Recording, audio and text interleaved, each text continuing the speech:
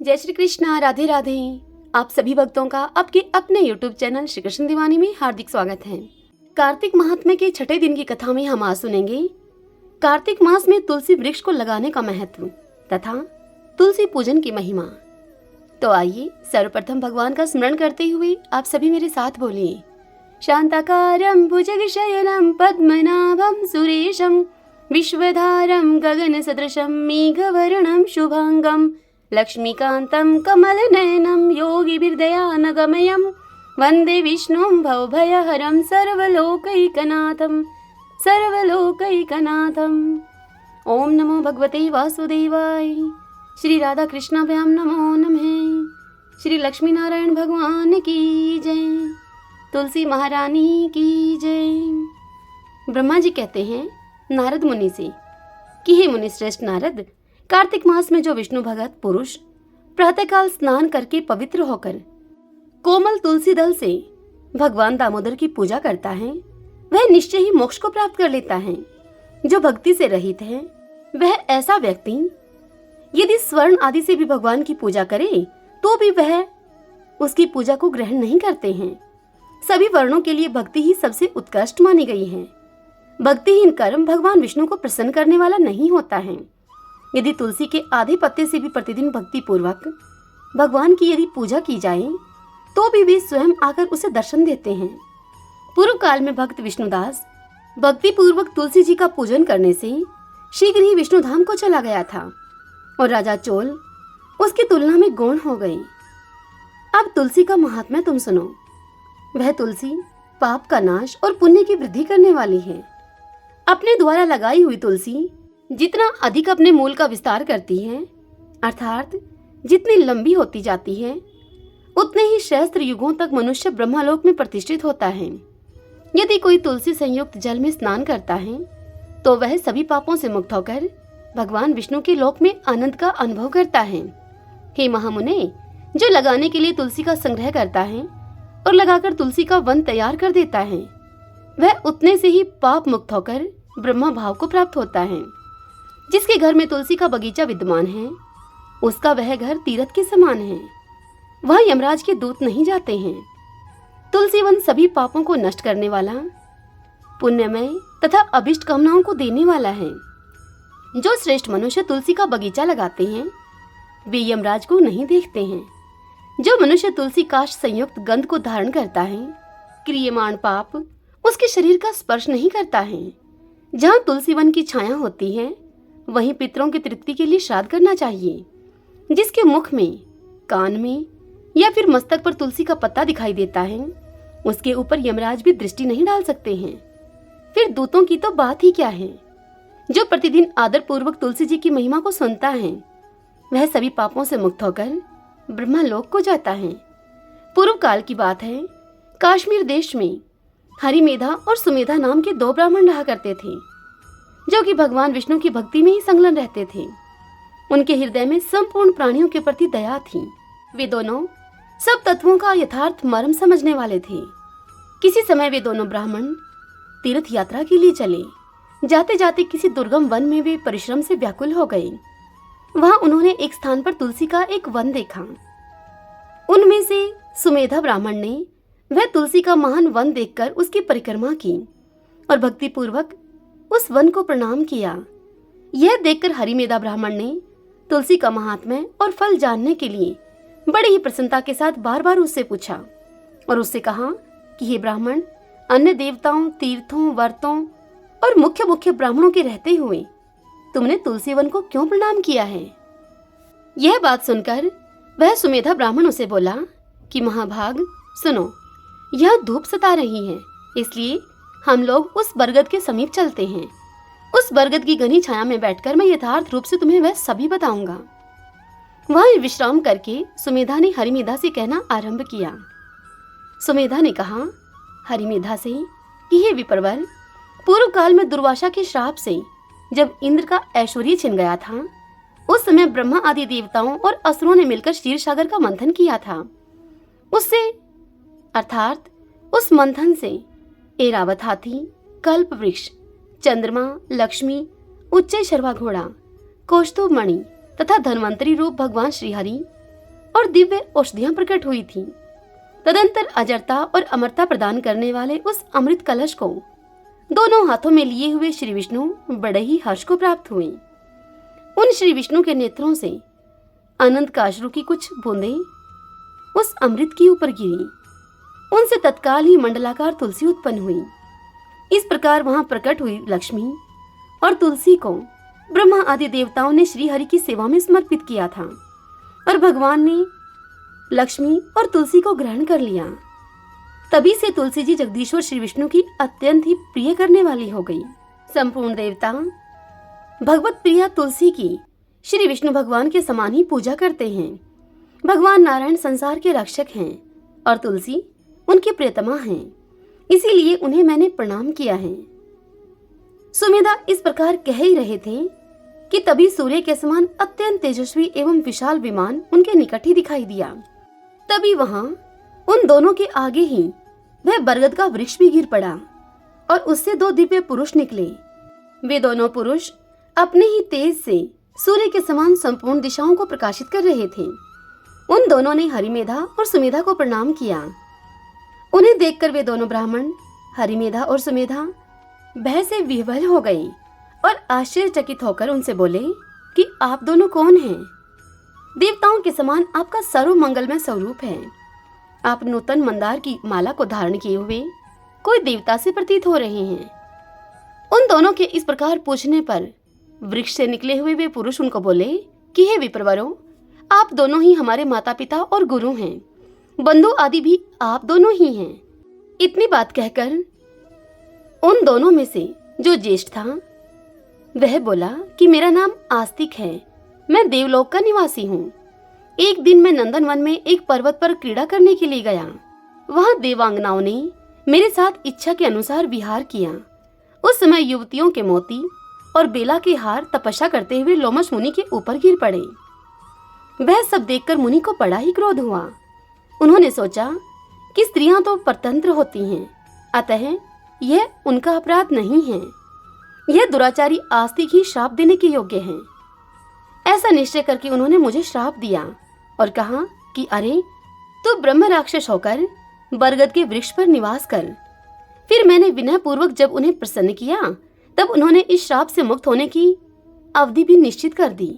मेरे श्राप की अवधि निश्चित करते हुए वे मुझसे बोले कि जब तू किसी ब्राह्मण के मुख से भगवान विष्णु का नाम और तुलसी दल की महिमा सुनेगा तब तत्काल तुझे उत्तम मोक्ष की प्राप्ति होगी। इस प्रकार मुनि का श्राप पाकर मैं चिरकाल से अत्यंत दुखी होकर इस वट वृक्ष का निवास करता था। आज दैववश आप दोनों के दर्शन से मुझे निश्चय ही उस ब्राह्मण के श्राप से छुटकारा मिल गया। अब मेरे इस दूसरे साथी की कथा आप सुनिए। ये पहले एक श्रेष्ठ मुनि थे और सदा ही गुरु की सेवा में संलग्न रहा करते थे। एक समय गुरु की आज्ञा उल्लंघन करके ये ब्रह्म राक्षस भाव को प्राप्त हो गए थे, किंतु आपके प्रसाद से आज इस समय इनकी भी ब्राह्मण के श्राप से मुक्ति हो गई है। आप दोनों ने तीर्थ यात्रा का फल तो यहीं पर साध लिया है। ऐसा कहकर वे दोनों उन श्रेष्ठ ब्राह्मणों को बारंबार प्रणाम करके उनकी आज्ञा लेकर प्रसन्नता पूर्वक दिव्य धाम को गए। तत्पश्चात वे दोनों मुनि हरिमेधा और सुमेधा परस्पर पुण्यमयी तुलसी जी की प्रशंसा करते हुए तीर्थ यात्रा के लिए चल दिए। इसलिए भगवान विष्णु को प्रसन्नता देने वाले इस कार्तिक मास में तुलसी जी की पूजा अवश्य करनी चाहिए। हरि ओम तत्सत। श्रीमन नारायण नारायण हरि हरि, भजमन नारायण नारायण हरि हरि। आइए अब हम श्रीमद् भगवत गीता के आज के महात्म्य की कथा का श्रवण करें। श्री भगवान देवी लक्ष्मी से कहते हैं कि हे देवी, अब सब लोगों के द्वारा सम्मानित 5वें अध्याय का महात्म्य संक्षेप से बतलाता हूँ तुम्हें। सावधान होकर सुनो। मद्र देश में पुरुकुत्सपुर नामक एक नगर है। उस नगर में पिंगल नाम का एक ब्राह्मण रहता था। वह ब्राह्मण वेद पाठी ब्राह्मणों के विख्यात वंश में, जो कि सर्वथा ही निष्कलंक था, उस ऐसे वंश में उत्पन्न हुआ था। किंतु अपने कुल के लिए उचित वेद शास्त्रों के स्वाध्याय को छोड़कर वह ढोल आदि बजाते हुए उसने नाच गान में ही अपने मन को लगाया। गीत नृत्य और बाजा बजाने की कला में परिश्रम करके उस पिंगल ब्राह्मण ने बड़ी प्रसिद्धि प्राप्त कर ली थी और उसी से उसका राजभवन में भी प्रवेश हो गया था। अब वह राजा के साथ रहने लगा था और वह पराई स्त्रियों को बुला बुलाकर उनका उपभोग करने लगा था। स्त्रियों के सिवा और कहीं भी उसका मन नहीं लगता था। धीरे धीरे अभिमान बढ़ जाने से उच्छृंखल होकर वह एकांत में राजा से दूसरों के दोष भी बतलाने लगा था। पिंगल की एक स्त्री थी जिसका नाम था अरुणा। वह अरुणा नीच कुल में उत्पन्न हुई थी और वह अरुणा कामी पुरुषों के साथ विहार करने की इच्छा से सदा ही उन ऐसे कामी पुरुषों की खोज में घुमा करती थी। उसने अपने पति को अपने मार्ग का कंटक समझकर एक दिन आधी रात के समय अपने घर के भीतर ही उसका सिर काटकर उसे मार डाला और उसकी लाश को जमीन में गाड़ दिया। इस प्रकार प्राणों से वियुक्त होने पर वह यमलोक में पहुंचा और भीषण नरकों का उपभोग करके निर्जन वन में गिद्ध बना। अरुणा भी भगंदर रोग से अपने सुंदर शरीर को त्याग कर घोर नरक भोगने के बाद उसी वन में एक शुकी हुई। शुक तोते को कहा जाता है। एक दिन वह दाना चुगने की इच्छा से इधर उधर फुदक रही थी। इतने में ही उस गिद्ध ने पूर्व जन्म के वैर का स्मरण करके उस शुकी को अपने तीखे नखों से फाड़ डाला। अब शुकी घायल होकर पानी से भरी हुई मनुष्य की खोपड़ी में जा गिरी। गिद्ध पुनः उसकी ओर झपटा। इतने में ही जाल फैलाने वाले बहेलिये ने उसे भी अपने बाणों का निशाना बना दिया। उसकी पूर्व जन्म की पत्नी शुकी उस खोपड़ी के जल में डूबकर अब अपने प्राण त्याग चुकी थी।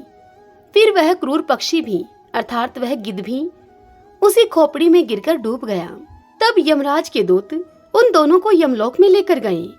वहां अपने पूर्व के पाप कर्मों को याद करके दोनों ही भयभीत हो रहे थे। तदंतर यमराज ने जब उनके घृणित कर्मों पर दृष्टिपात किया तब उन्हें यह मालूम हुआ कि मृत्यु के समय अकस्मात खोपड़ी के जल में स्नान करने से इन दोनों का पाप अब नष्ट हो चुका है। तब उन्होंने उन दोनों को मनोवांछित लोक में ही जाने की आज्ञा दी। यह सुनकर अपने पाप को याद करते हुए वे दोनों गिद्ध और शुकी बड़े ही विस्मय में पड़ गए और पास जाकर धर्मराज के चरणों में प्रणाम करके वे पूछने लगे कि हे भगवान, हम दोनों ने पूर्व जन्म में अत्यंत घृणित पाप का संचय किया था, फिर हमें मनोवांछित लोकों में भेजने का क्या कारण है, यह बताने की कृपा कीजिए। तब यमराज ने उनसे कहा, गंगा के किनारे वट नाम वाले एक उत्तम ब्रह्मज्ञानी रहा करते थे। वे ब्रह्मज्ञानी एकांत सेवी, ममता रहित, शांत, विरक्त और किसी से भी द्वेष न रखने वाले थे। प्रतिदिन गीता के 5वें अध्याय का वे जप करते और उनका यही सदा का नियम था। 5वें अध्याय को श्रवण कर लेने पर महापापी पुरुष भी सनातन ब्रह्मा का ज्ञान प्राप्त कर लेता है। उसी पुण्य के प्रभाव से शुद्धचित होकर उन्होंने अपने शरीर का परित्याग किया था। गीता के पाठ से जिनका शरीर निर्मल हो गया था, जो आत्मज्ञान प्राप्त कर चुके थे, उन्हीं महात्मा की खोपड़ी का जल, उसी जल को पाकर तुम दोनों पवित्र हो गए हो। अतः अब तुम दोनों मनोवांछित लोकों को जाओ, क्योंकि गीता के 5वें अध्याय के महात्म्य से तुम दोनों शुद्ध हो गए हो। श्री भगवान इतनी कथा सुनाकर देवी लक्ष्मी से आगे कहते हैं कि हे देवी लक्ष्मी, सबके प्रति समान भाव रखने वाले धर्मराज के द्वारा इस प्रकार से समझाए जाने पर वे दोनों बहुत ही प्रसन्न हुए, वह शुकी और वह गिद्ध। और फिर विमान पर बैठकर वे दोनों बैकुंठ धाम को चले गए।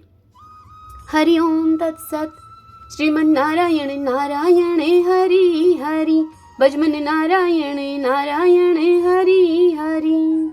आइए अब हम कार्तिक मास में सुनी जाने वाली इल्ली और घूणिये की तथा तपसी लपसी की पावन कहानी का श्रवण करें। एक इल्ली और घूण था।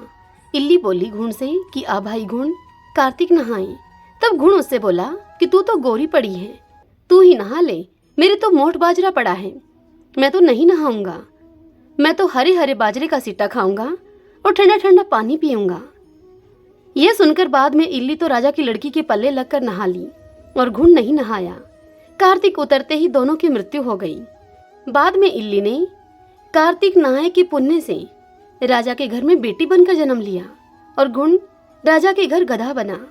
जब राजा ने बेटी के विवाह का साया निकलवाया तो विवाह का दिन निकल गया और अब वह इल्ली, जो कि अब राजा की बेटी बन चुकी थी, ससुराल जाने के लिए विदा होने लगी तो बेटी की बैलगाड़ी रुक गई।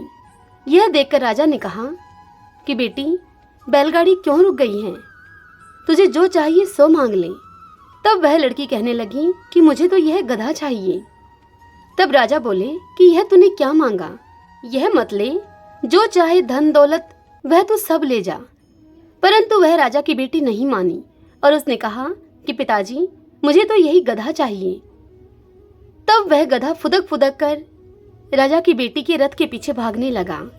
जब लड़की महल में जाने लगी तो उसे सीढ़ी के नीचे उसने बांध दिया।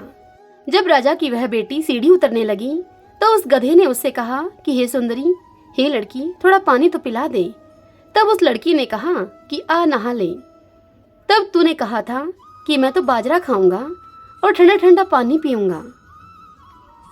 उन राजा की लड़की और उस गधे की यह बात देवरानी जेठानियों ने सुन ली और आकर अपने देवर को सिखा दिया। कहने लगी कि यह तू क्या जादूगरनी लेकर आया है, यह तो जानवरों से भी बात करती है। यह सुनकर वह बोला कि भाभी, मैं कानों सुनी पर विश्वास नहीं करता, जब मैं अपनी आंखों से यह सब देखूंगा तभी मानूंगा। फिर दूसरे दिन वह राजा का बेटा छिपकर बैठ गया और उसने देखा कि रानी महल से नीचे उतरी है। तो गधा फिर वही बात उसे बोला है, तो रानी ने उसको जवाब भी दिया।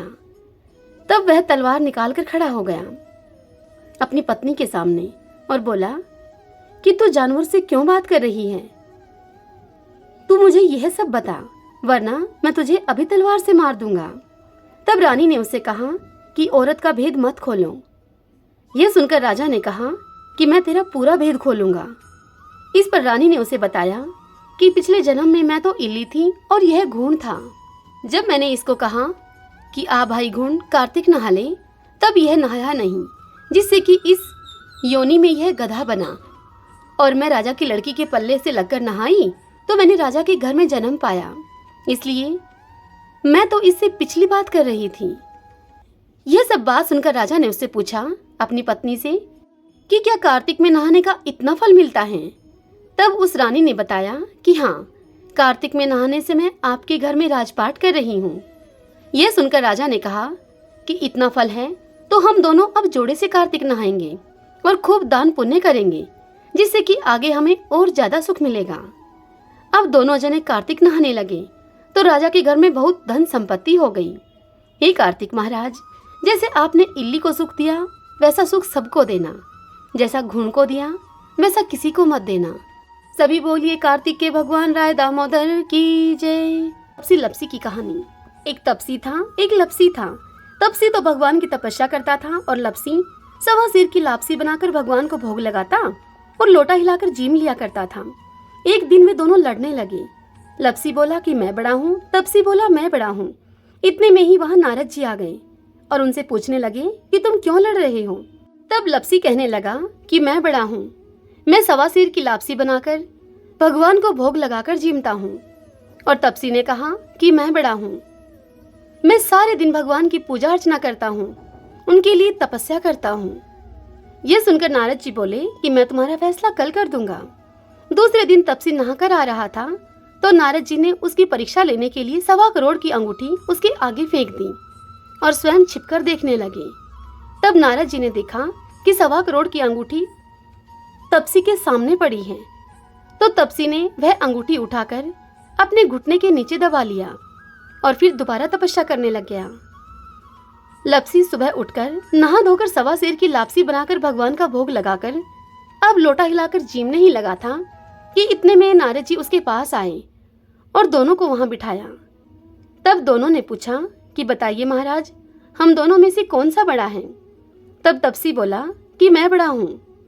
तब नारद जी उससे कहने लगे कि तू अपना घुटना उठा, ये अंगूठी तो तूने चुराई है, इसलिए तेरी तपस्या अब भंग हो गई, इसलिए अब से लपसी बड़ा है।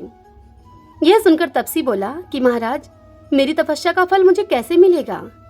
तब नारद जी उसे बोले कि तेरी तपस्या का फल कार्तिक नहाने वाली तुझे देंगी। और फिर नारद जी कहने लगे कि सबकी कहानी कहकर तेरी कहानी ना कहें तो कार्तिक का फल उनका खत्म हो जाएगा और वह फल तुझे मिलेगा। इसलिए सभी कहानी कहने के बाद तपसी लपसी की कहानी आवश्यक रूप से सुननी चाहिए, यदि आप अपनी उस कहानी का पूर्ण फल चाहते हैं तो। आइए अब भगवान के नामों का संकीर्तन करते हुए कथा के समापन की ओर चलें। श्री कृष्ण गोविंद हरि मुरारी।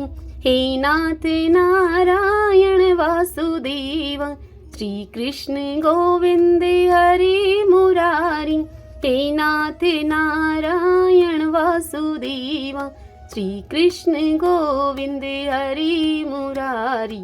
हे नाथ नारायण वासुदेव, श्री कृष्ण गोविंद हरि मुरारी। हे नाथ नारायण वासुदेव, श्री कृष्ण गोविंद हरि मुरारी। हे नाथ नारायण वासुदेव। सभी बोलिए विष्णु भगवान माता लक्ष्मी की जय। श्री राधा कृष्णाभ्याम नमो नमः। तुलसी महारानी की जय। आशा करती हूँ आज की यह महात्म्य की कथा और कार्तिक की कहानी आपको अवश्य ही पसंद आई होगी। यदि ऐसा हो तो इस वीडियो को आप लाइक करें, अपने अपनों के साथ शेयर करें और कमेंट बॉक्स में ओम नमो भगवते वासुदेवाय लिखें। और यदि आपने अभी तक हमारे इस चैनल श्री कृष्ण दीवानी को सब्सक्राइब नहीं किया है तो आप जरूर करें। बेल आइकन के बटन को भी दबा लीजिएगा ताकि आपको आने वाले सभी नए वीडियोस की नोटिफिकेशन टाइम से मिल सके। हरे कृष्णा।